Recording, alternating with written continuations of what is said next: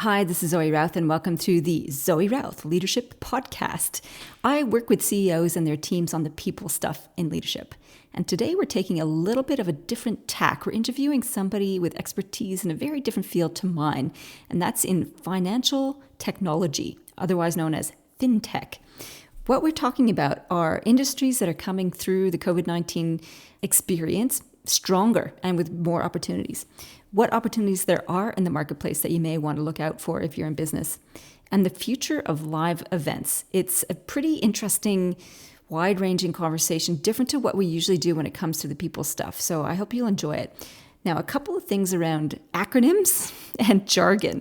I just wanted to define these up front for you because they were inserted by my guest, who I'll introduce in just a second. And I thought it might be useful ahead of time for you to know what they were. So we had API, which is an application programming interface. It basically helps apps talk to each other. SMEs, small to medium enterprises.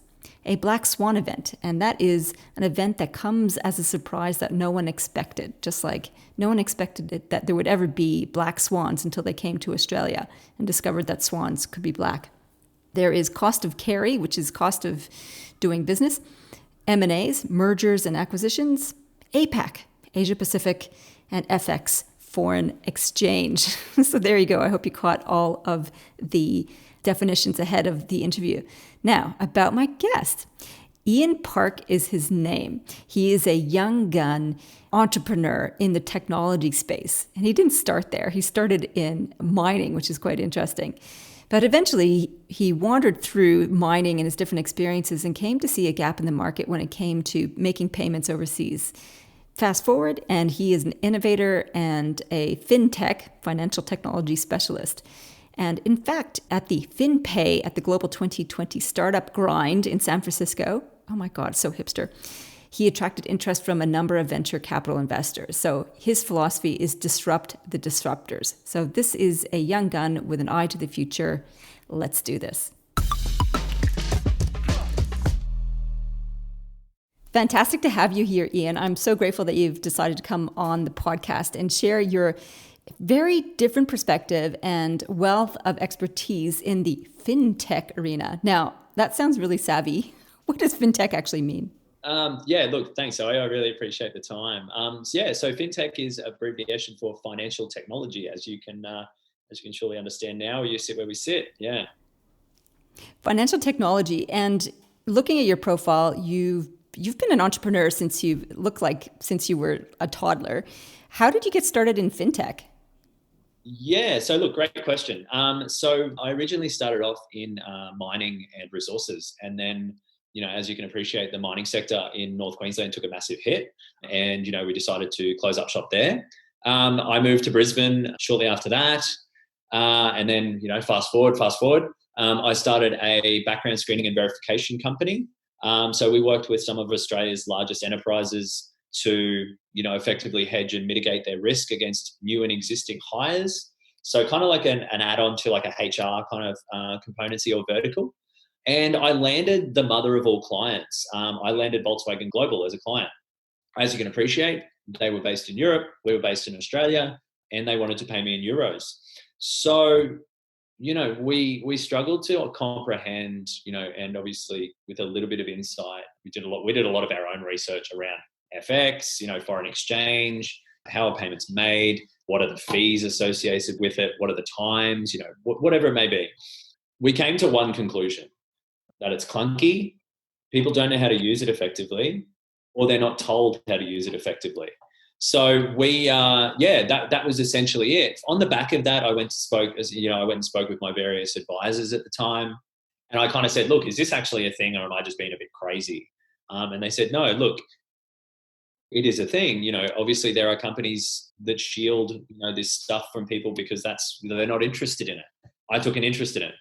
On the back of that, we founded FinPay, and then obviously its kind of sister company, FinPay FX.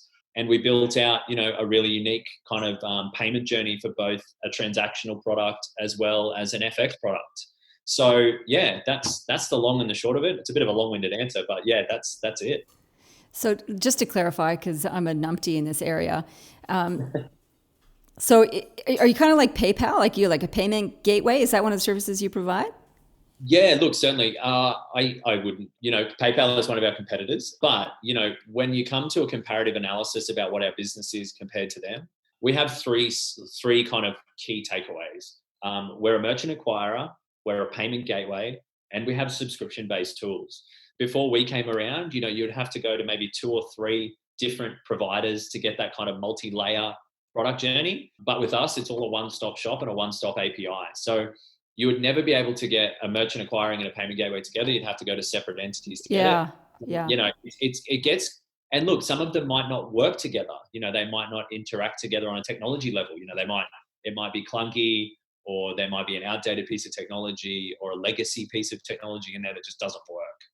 So we aim to strip that all away and really kind of make it simplistic for them to deploy within their own business, whether that's using our own platform or using an API. On the back of that, you have, the FX side of things, which traditionally has been a very confusing market for a lot of companies, and particularly SMEs. I don't know if in Australia, the ACCC released a report some time ago, or last year, middle of last year, saying that Australian SMEs are paying 11% more for their FX or cross-border payments than they do anywhere else in the world. Oh my God. You look at that, yeah, it's crazy. And, maybe that's a lack of education, which is, what FinPayFX is built on. Myself and my founders and my co-founders, sorry, we built it as an education piece. It's more about competition in the space than us trying to win over a business wholeheartedly. We're not saying for you to leave your bank and lose that relationship. We're telling you to open up a competitive line that will show you what can be done in the market space, and bring a deal to both and see who can do it on the day. So yeah, very similar to what TransferWise have done in the United Kingdom, FinPayFX is doing that for SMEs here in Australia and APAC particularly. Okay. It's a very complex world. and I suppose we aim to simplify it. That's our driver.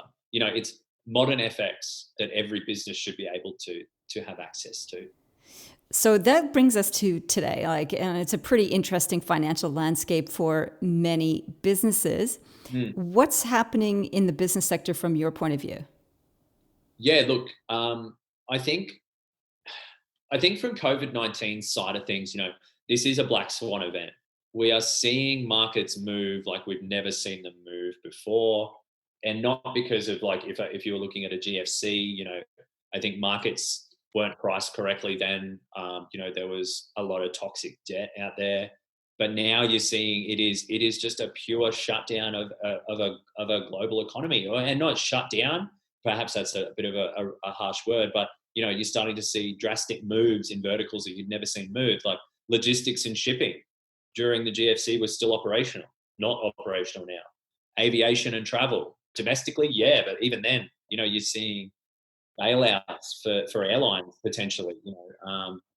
I think from our standpoint as a business, we have a very low cost of carry, being a technology company, and we don't have massive offices or large scale infrastructure that we need to keep running. We can operate on this remote working type situation.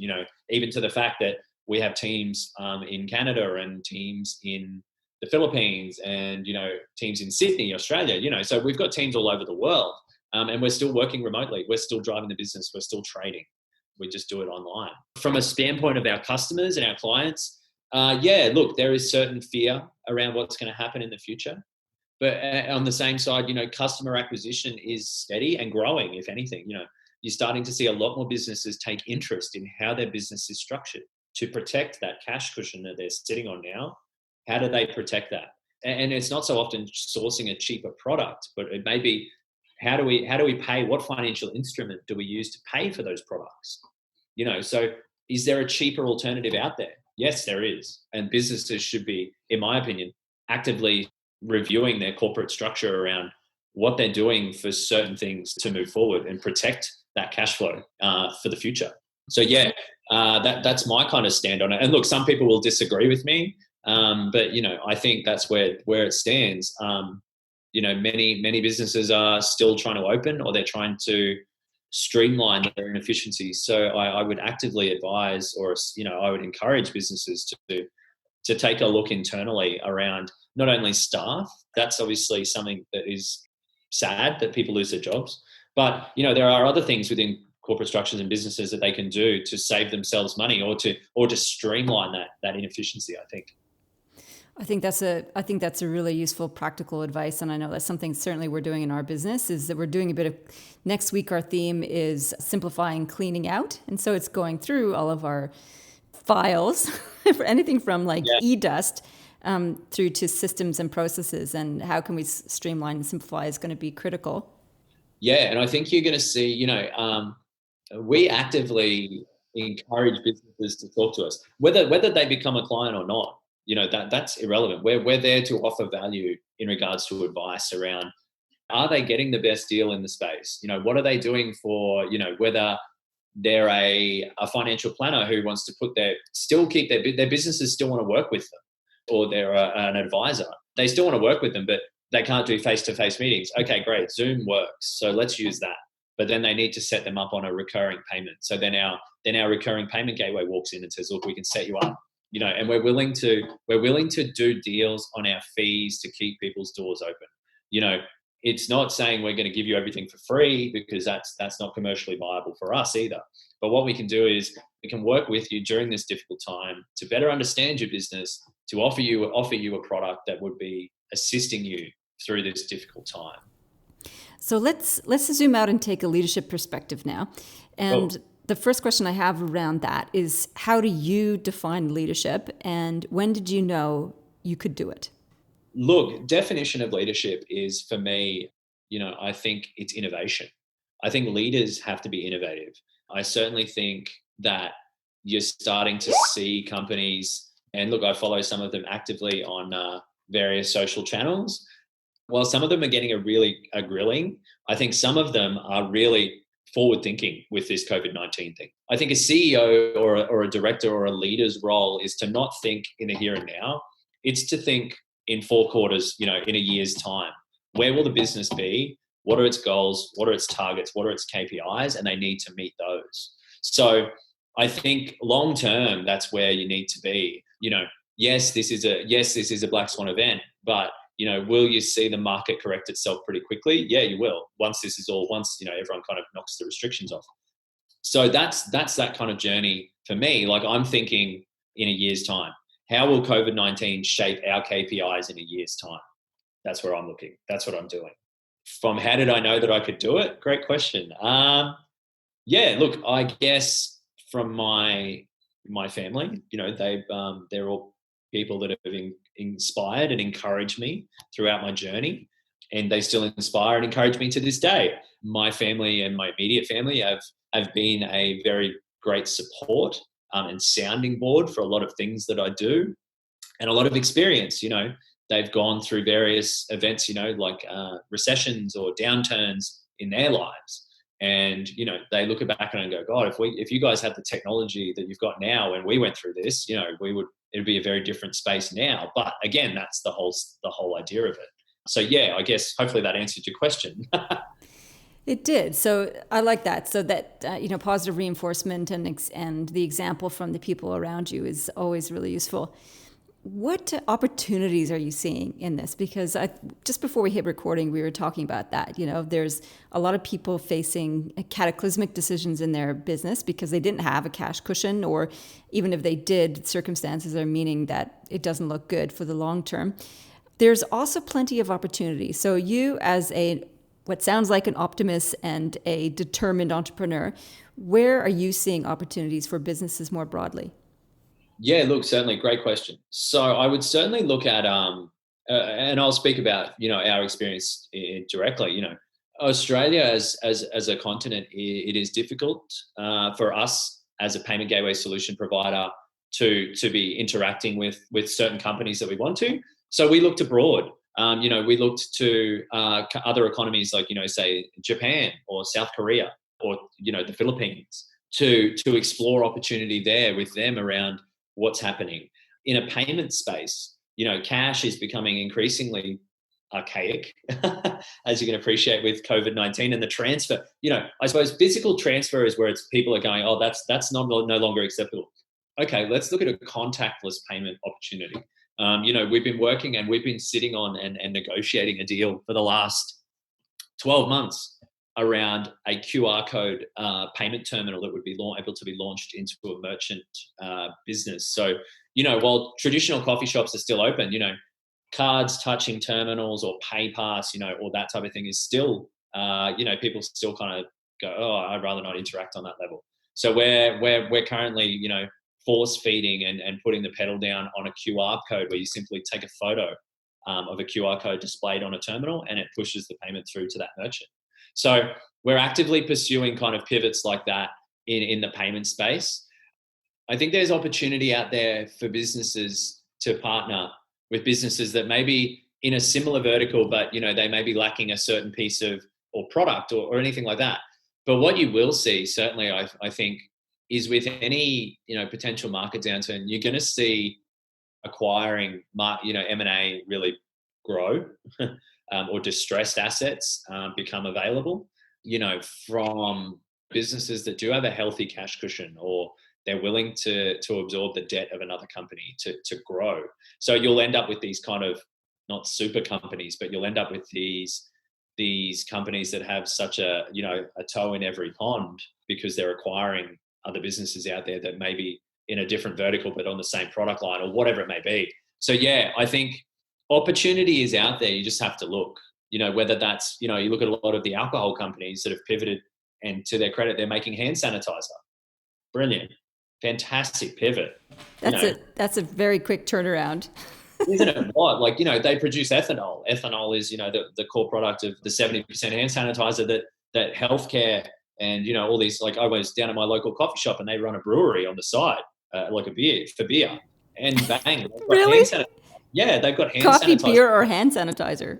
Yeah, but you look at Airbnb. They started in a recession. And not saying we're in a recession, but they started in a recession. They had this brilliant business model, like it was phenomenal. But no one was renting other people's houses during a recession. Like it just was crazy. And they pivoted to sell products online, just to an online portal that got them through that kind of downturn part, and then they flourished. Do you know what they're doing now? Because people aren't hiring Airbnb right now. No, exactly. I would love to know. I think they'd probably, I don't know what they're doing in that space, but yeah, I guess, it would be something like even Uber. Uber was founded during the GFC.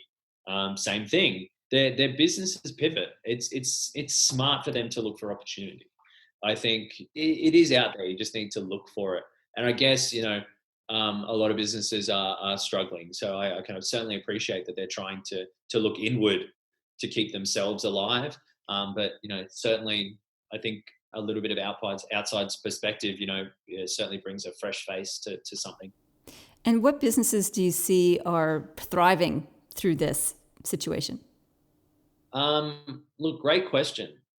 I guess, corporate advisory is in that professional services vertical. You're certainly seeing businesses engage with them around that. And you're certainly seeing those advisory firms come to them and say, look, we're willing to waive our fees because, we want to help, you kind of get through this rough patch. And then obviously on the proviso that they would stay on when they're back on track. Certainly e-commerce businesses are flourishing. And I think if, we see a lot of companies that are now pivoting who've been a conventional shopfront now start to really grow that e-commerce offering. And they're actively interested in, or they're an existing e-commerce business and they've never really cared about the fees that they're paying for transactional products or anything like that. And again, kind of saying that we're having a lot more conversations with companies now because they're interested around going, hey, I thought I was getting a good deal before. What is there anything else in the marketplace that I should be aware of? Okay, cool. Well, then we sit down and we have a conversation. So yeah, I think technology, Zoom, let's look at them for example. We're on Zoom right now. They had a surge up to 300 million users overnight when this all came about. Like that's great. Groups like Slack, again, you're going to see Asana, Monday.com, various. What's Monday.com?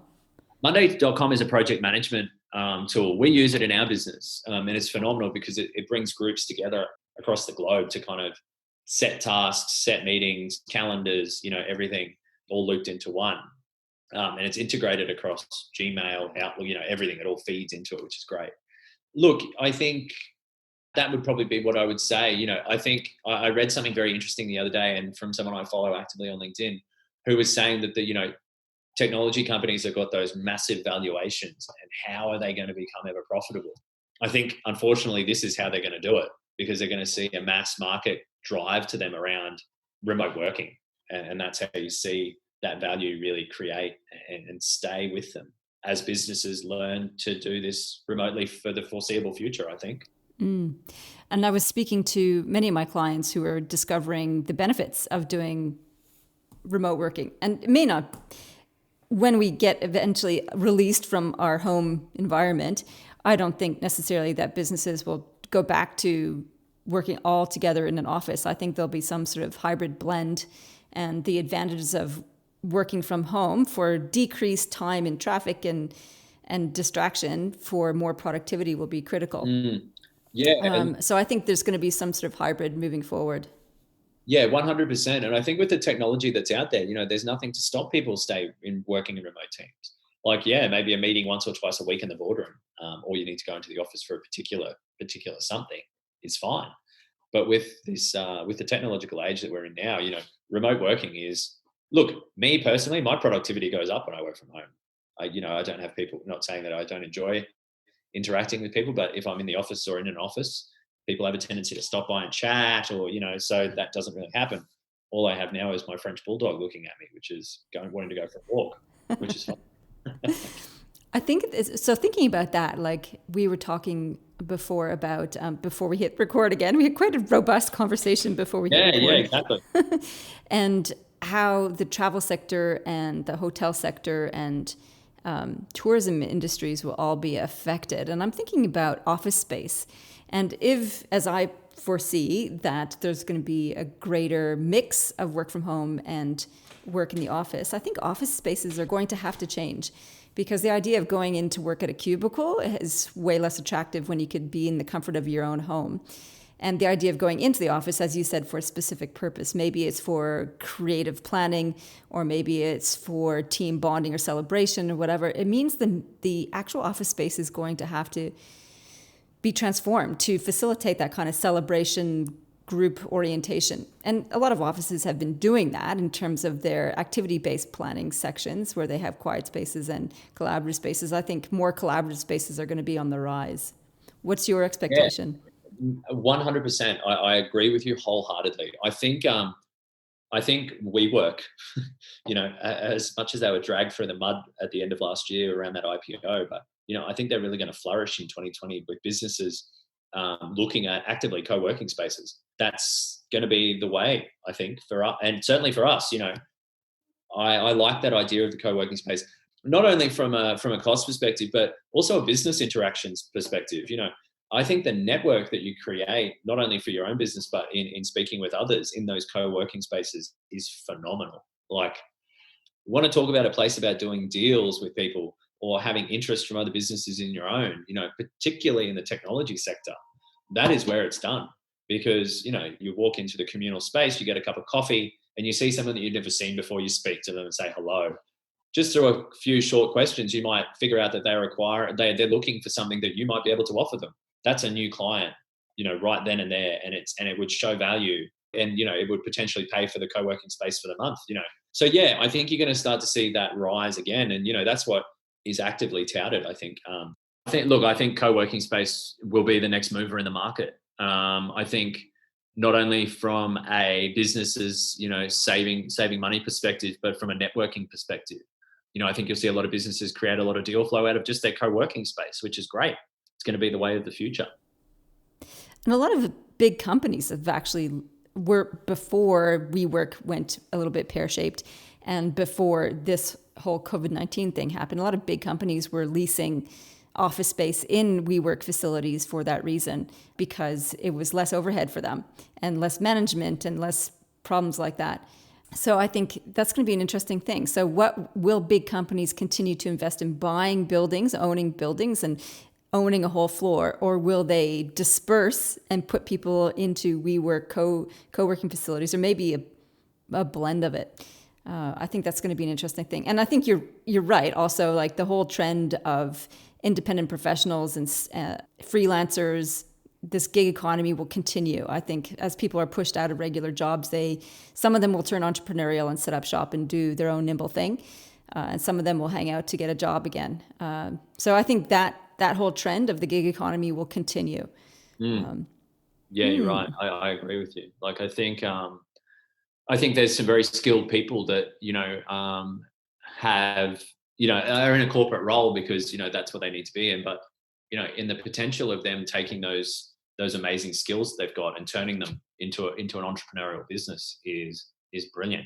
And I think there's never been a time like the present to do that with what's out there around incubators, accelerators, startup groups. I think the startup community that we have in Brisbane is pretty good. And, even, Code, which was our big technology and innovation summit, that went from being a face-to-face summit, with 800 people in a room to becoming a digital summit with 5,000 people on their YouTube live viewing their stuff. So when did that happen? It was on the 14th and 15th of last month, I believe. Was that a planned thing or was that a reactive thing because of the reactive? virus? Yeah. So they pivoted that quickly to do it. And I think, they even had a virtual hall where you could kind of walk around in an avatar and talk to exhibitors. Like, brilliant, like absolutely brilliant. Will they go back to the conventional kind of, convention again? Probably not. And they made it free, which was a big thing. So, you've got people from all over the world who wouldn't normally be able to attend and network and grow their business or grow their network. I think it's amazing. And I kind of, my hat's off to Jackie Taranto and those guys. Like, that's brilliant. And that was called Code, was it? Yeah, QODE was the QODE. Okay. Yeah. I'll put a link to that in the show notes so people can check it out because I'm now extremely fascinated by that. And yeah, just the advantage of having 5,000 people in a network community as opposed to 800 is pretty massive if you're looking to grow exponentially. Yeah, exactly. And like, I think you're going to start to see, like, we interact with a number of accelerators around the world, so we're talking to a group, 500 startups, and then there's Techstars out of New York, and now it's all digital. Like, it's great, so it's really, really good. I think it opens up the avenues for APAC and Australia, particularly overseas, because you can Sorry, now, what's APAC? like Asia Pacific. So Australia, New Zealand, most of the Asian countries, Asiatic countries. So yeah, I guess from that perspective, it opens up a lot of doors. And look, as bad as COVID-19 has been, it's opened up people's minds to how they can now run their business digitally, online, remotely, so on and so forth. So yeah, chaotic time, but an interesting time and an opportune time. I think if you're right in your thinking, I think it's an opportune moment for businesses to either collaborate, partnership, or acquire at any level. I think that's a really important point that you make. If you're right in your thinking, and it's about being proactive and having foresight and looking for the opportunities, how would you define your leadership philosophy? Look, that's a really good question. How would I define it? Again, like I go back to innovation. I think mine is forward thinking. I can certainly kind of, I'm very goal orientated, very KPI driven, but I certainly think from a leadership perspective, you need to be on that forward thinking foot. You can't sit there and cry, woe me, woe me, woe me. You do have a business and things to look after. So you need to think 2 quarters ahead, always. So Ian, who is your ideal client so they can identify as they're listening to us, and where can they find you? Yeah, certainly. So by all means, LinkedIn is probably my best way of communicating with me. And I try to respond to every single request within 24 hours. That's my kind of thing, my mantra. My ideal client, look, great question. We work with everyone. We offer guidance, whether that's a startup company that may be looking to do payments and they're not really sure about how the market or where they go. My biggest piece of advice for them would be, don't go to the biggest company first, and I won't say who, but shop around, because there is value that can be found out there from working with a smaller company, because they'll want to work with you. They'll want to do the deal with you, and they're willing to bend over backwards to get you on board with them. Shop around. From a client perspective for us, we work with anyone in technology, web design, e-commerce. We work with groups that are looking to get into that e-commerce space and don't really know what they're doing or where they're going, or how they charge, or their fees, or or their offering. On the FX side of things, we aim to work with SMEs. So if you're a small to medium business, we think that you're getting a raw end of the stick when it comes to your FX kind of offering. There is significant savings to be had.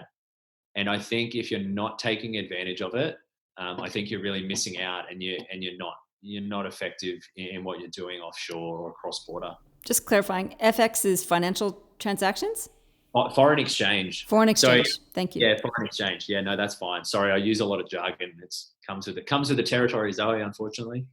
So yeah, if you're a business and you're sending payments offshore, have a chat. That is all I'm saying. We're not going to hard sell you. Have a conversation, and we can do a bit of analysis for you, and you can have that free of charge. And that way, at least you can better understand what you're doing out there. And particularly in this time, I think it's quite prevalent for businesses to be doing it. Awesome. Well, that's some very practical advice and some good resources there. And I'll put a link to your LinkedIn profile in the show notes, which will be right there on whatever apparatus to which you happen to be listening to this show. Ian, thank you so much. That was really insightful, and I enjoyed looking at the future with you. Yeah, Zoe, look, I really appreciate the time. Thank you for having me on. I certainly got some interesting insights in that conversation with Ian. One of the most exciting ones is I'm going to go and straight away look up Code, QODE, this live event that they streamed that went from 800 in-person event to 5,000 with virtual reality avatars for virtual networking. I love it. I'm so excited by that. And I think this future of events is a creative space that I'm going to lean into strongly. I look forward to hearing what you got out of the event or out of the podcast. And if you got value out of it, please share. It helps grow the audience of the podcast and keep us bringing every week new and interesting guests, new and interesting insights on the people stuff in leadership and leadership more broadly. So if you like it, please share. In the meantime, live well, lead well.